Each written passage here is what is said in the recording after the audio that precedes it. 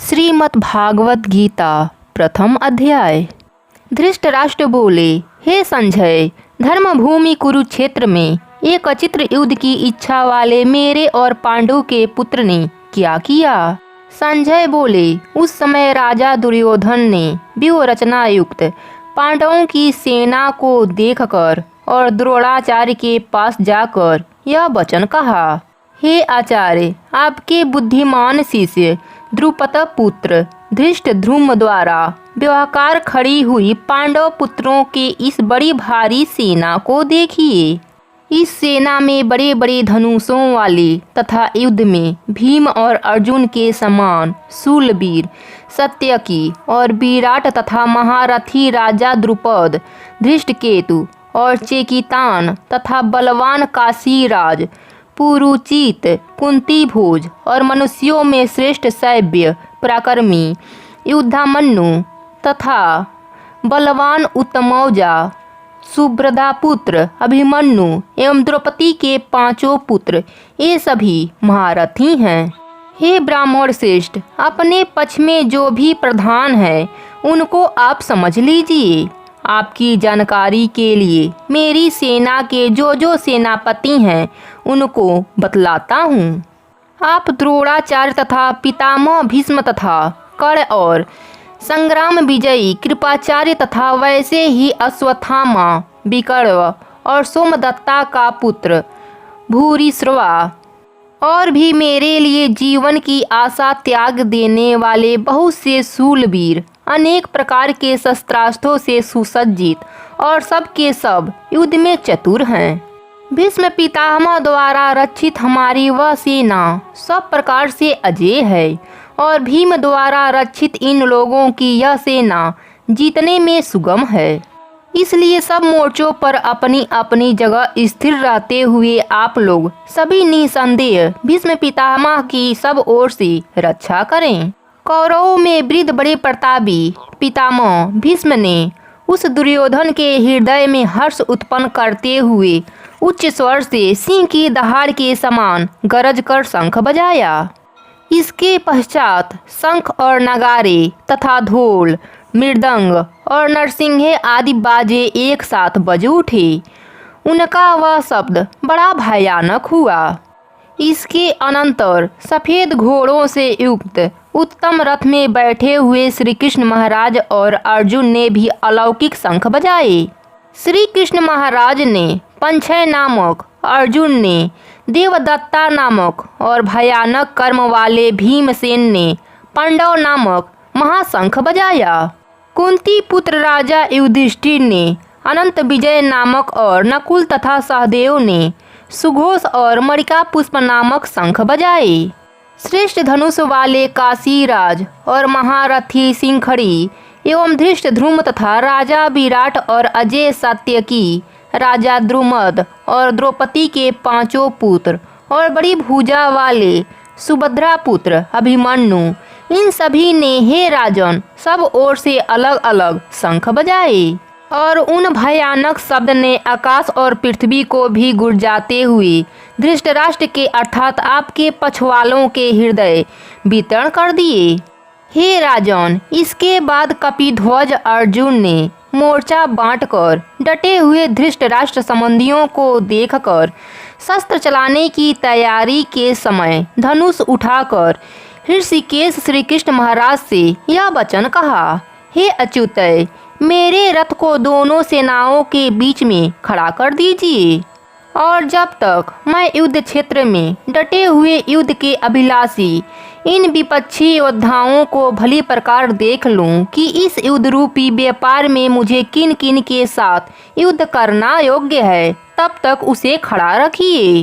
दुर्बुद्धि दुर्योधन का युद्ध में हित चाहने वाले जो ये राजा लोग इस सेना में आए हैं, इन युद्ध करने वालों को मैं देखूंगा।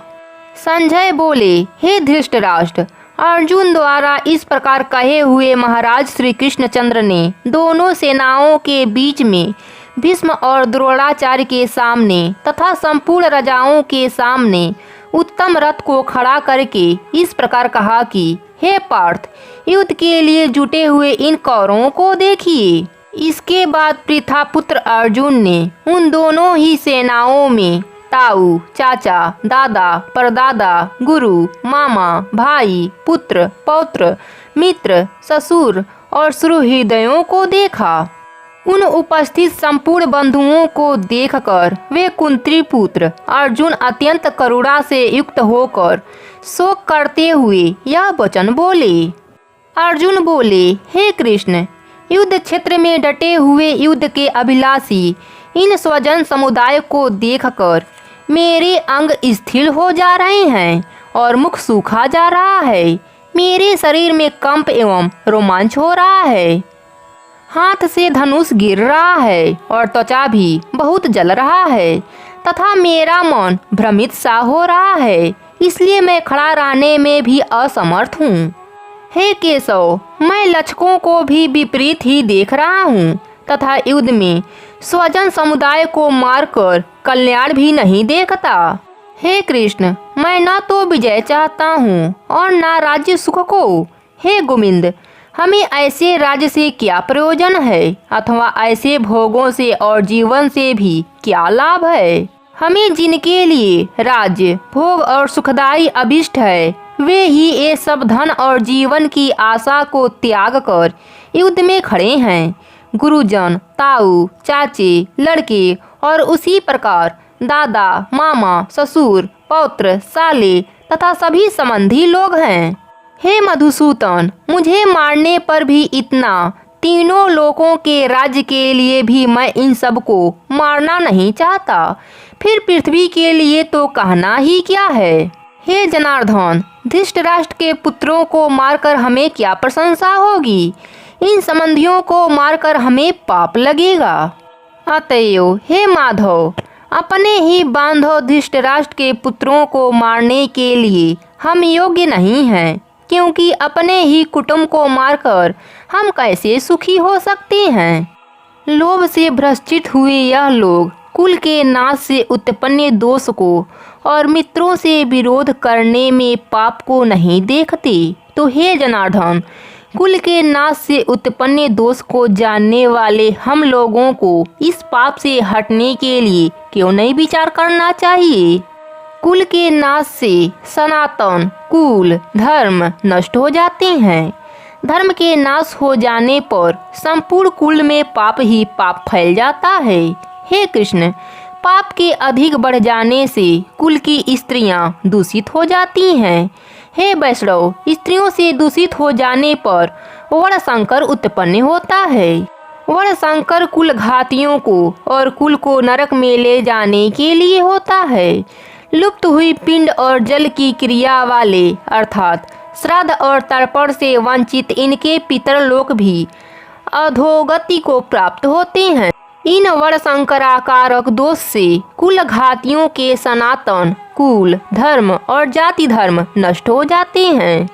हे जनार्दन, जिनका कुल धर्म नष्ट हो गया है, ऐसे मनुष्यों का अनिश्चित काल तक नरक में वास होता है, ऐसा हमने सुना है।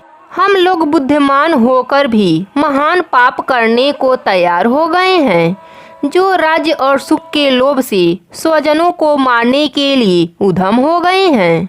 यदि मुझ शस्त्र रहित एवं सामना न करने वाले को शस्त्र हाथ में लिए हुए धृतराष्ट्र के पुत्र में मार डाले तो वह भी मारना भी मेरे लिए अधिक कल्याणकारक होगा। संजय बोले, रणभूमि में शोक से उद्गम मन वाले अर्जुन इस प्रकार कहकर वाण सहित धनुष को त्याग कर रथ के पिछले भाग में बैठ जाते हैं। श्रीमद् भागवत का पहला अध्याय यहीं पर समाप्त होता है।